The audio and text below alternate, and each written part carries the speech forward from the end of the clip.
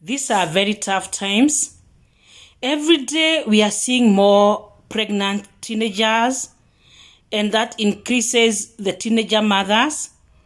And being a teenager mother is not a walk in the park.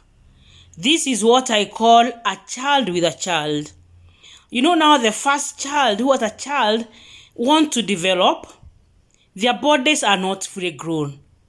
But we cannot bury our heads in the sand and assume that our children are not having sex or even wish it away. I want to tell each one of us that our children now are very sexually active.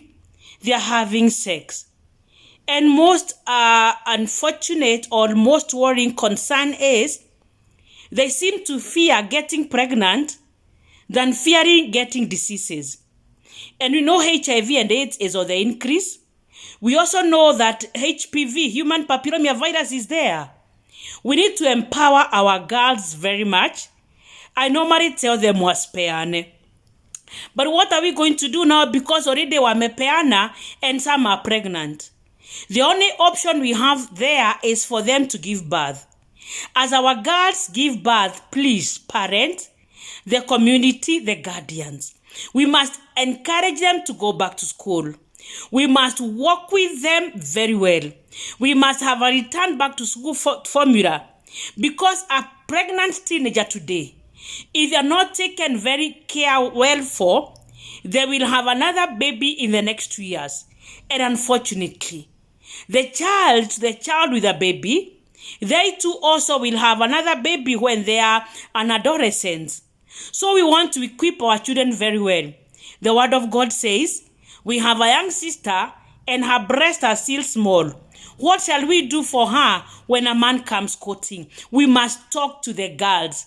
We must talk to the boys. But I'm addressing the teenagers that are pregnant, please. We must take them back to school. Actually, every teenager mother, every teen that is pregnant, they have a path of success ahead of them. Community, we must not condemn them again. We must not victimize them. Ni kweli, walienda wakapeana. And you know the boys, they don't get pregnant.